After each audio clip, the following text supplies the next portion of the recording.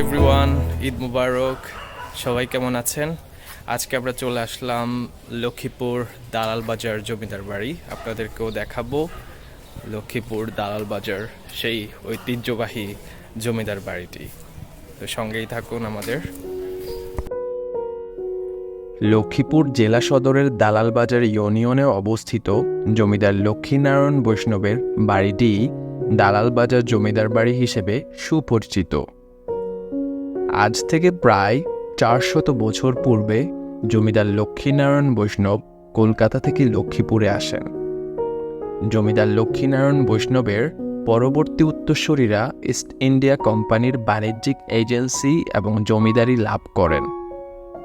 East India কোম্পানির বাণিজ্যিক agent হওয়ার পর থেকে স্থানীয় মানুষদের কাছে লক্ষ্মীনারায়ণ বৈষ্ণবের উত্তরসূরিগণ দালাল বলে আখ্যায়িত হতে থাকেন। 1946 সালের সাম্প্রদায়িক দাঙ্গায় জমিদারগণ দেশ ত্যাগ করে অন্যত্র চলে গেলে জমিদার বাড়িটি পরিত্যক্ত থেকে যায়।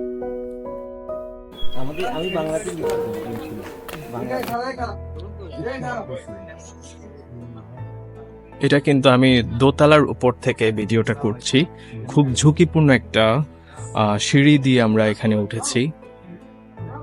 খুবই অ্যাডভেঞ্চারাস জার্নি ছিল, যদিও শর্ট জার্নি। সিঁড়িতে স্টেয়ারগুলো অনেকগুলো ভাঙা ছিল, অনেকটুকু ক্লাইম্ব করে উঠা লাগছে। আপনারা দেখতে পাচ্ছেন এই ঝুঁকিপূর্ণ সিঁড়িটা দিয়ে, মাঝখানে কিন্তু সিঁড়ির অনেকগুলো স্টেয়ার নাই, তারপরও চড়ে উঠে গেছি। এখান থেকে উঠে দুতলার ভিউ আপনারা দেখতে পাচ্ছেন। এখানে একটা লোহার অ্যাঙ্গেল, অনেক ভারী একটা অ্যাঙ্গেল পড়ে আছে, নিশ্চয়ই ছাদ থেকে ধসে পড়ছে, এটা আন্দাজ করা যাচ্ছে। এখানের ছাদের দেয়ালগুলো সব ভেঙে ধসে পড়ে আছে নিচে।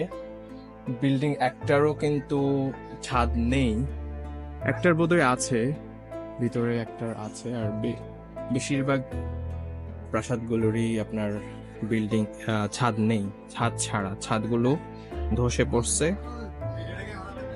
খুবই ঝুঁকিপূর্ণ। আমরা এখানে উঠেছি শুধুমাত্র আপনাদেরকে দেখানোর জন্য।